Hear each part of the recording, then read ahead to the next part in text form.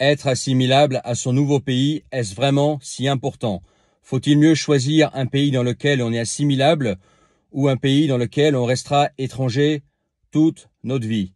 C'est la question à laquelle je vais répondre dans cette vidéo, et comme expliqué dans d'autres vidéos, je réponds aux questions de la communauté reçues soit en commentaire, soit par mail, en lien avec la vie internationale.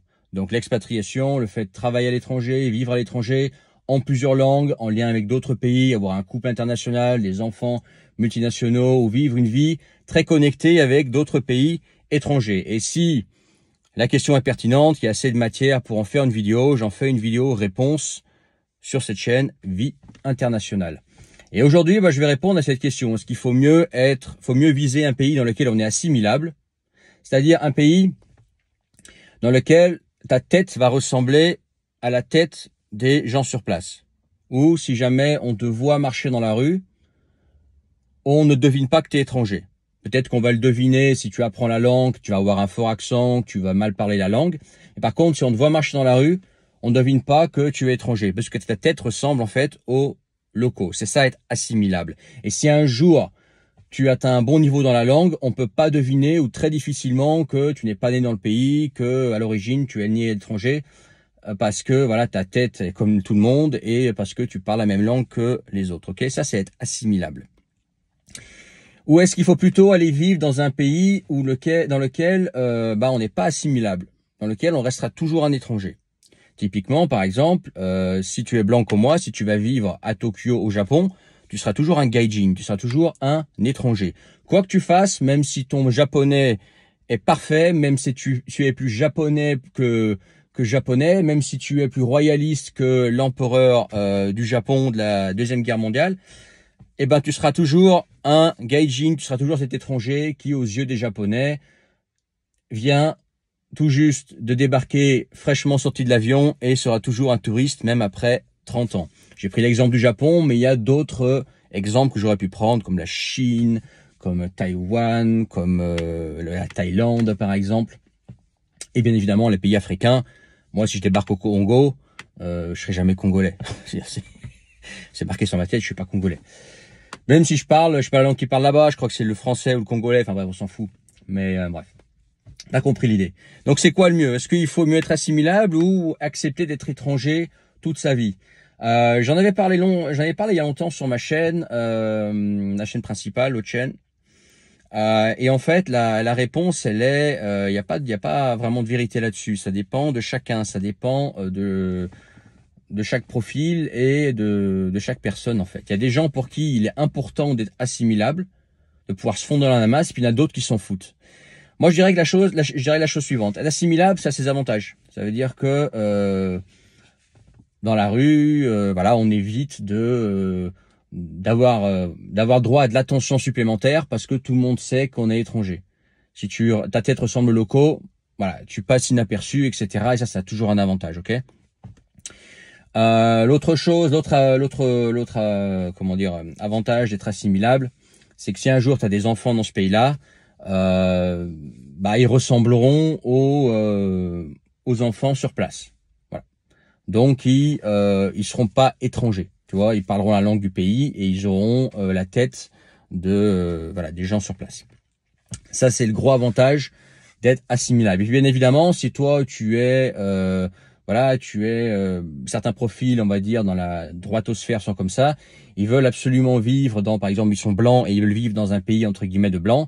Bon, si tu es blanc, que tu habites dans un pays de blanc, tu es assimilable parce que ta tête ressemble. Alors, bien évidemment, c'est à nuancer, hein, même parmi les blancs, il y a des différences de tête. Moi, j'arrive quand même à reconnaître qu'il y a une tête de Russe qui en a pas.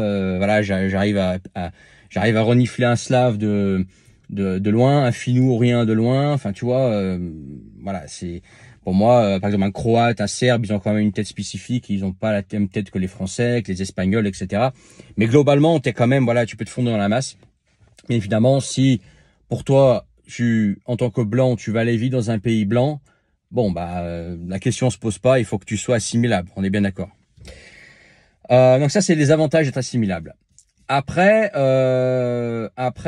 est-ce que c'est obligatoire? Moi, je pense, du moins, comme je disais, chacun fait comme il veut, chacun fait en fonction de pour moi, personnellement, ce n'est pas si important dans le sens où moi, par exemple, je peux vivre sans problème au milieu des Asiatiques. Ça me dérange absolument pas. Voilà.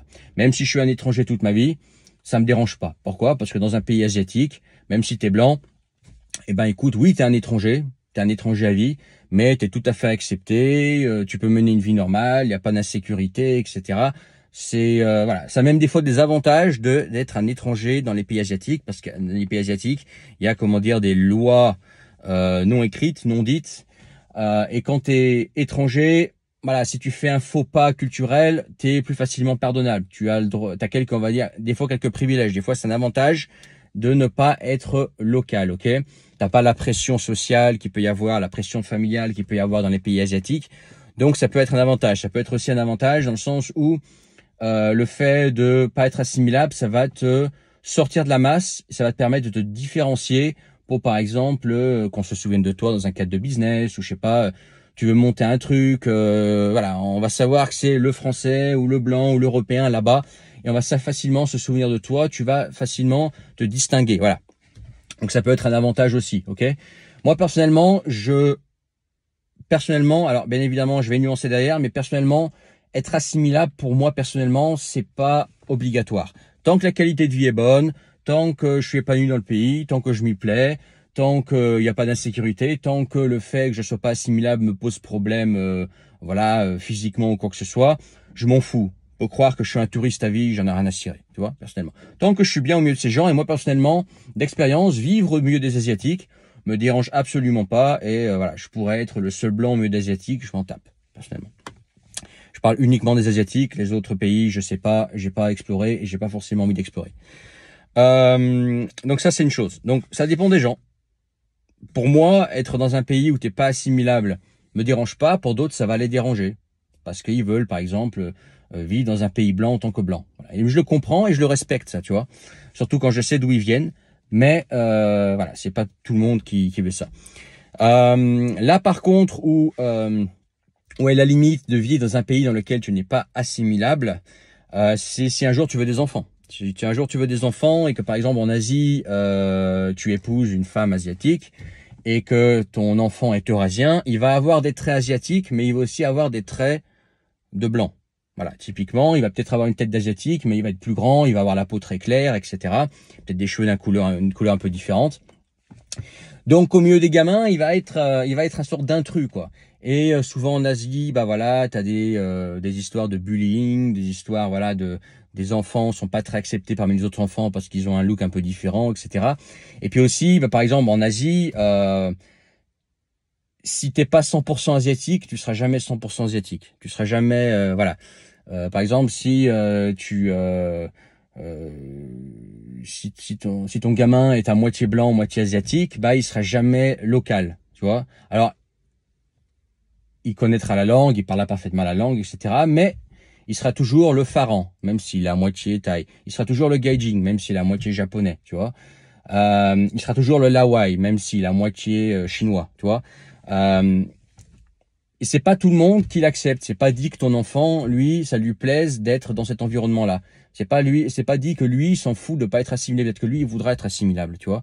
Donc ça c'est la limite. Ça c'est la limite de ça.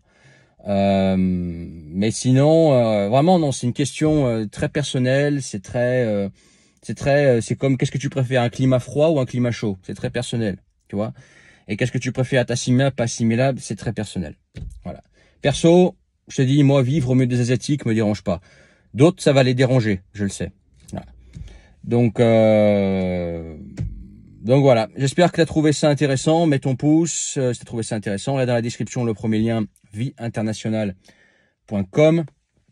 Partage, abonne-toi si ce n'est pas encore fait, commente. Si je reçois une question intéressante en lien avec la vie internationale d'expatriation, un commentaire ou un mail privé, c'est comme tu veux. J'en fais une vidéo réponse. Et puis voilà quoi. Ah ouais, un petit truc que j'ai oublié, c'est que dans les pays dans lesquels tu n'es pas assimilable en général, c'est plus difficile d'accéder à la propriété. Quoique, si tu obtiens le passeport, par exemple, tu peux obtenir le passeport japonais, tu peux obtenir le passeport thaï, ça se fait. Tu peux obtenir des passeports asiatiques, et puis une fois que tu as le passeport, tu as tous les droits comme un local. Donc en fait, non, c'est pas une question de couleur de peau, c'est une question de papier avant tout. Donc non, c'est pas un argument. Je te laisse là-dessus et à plus tard.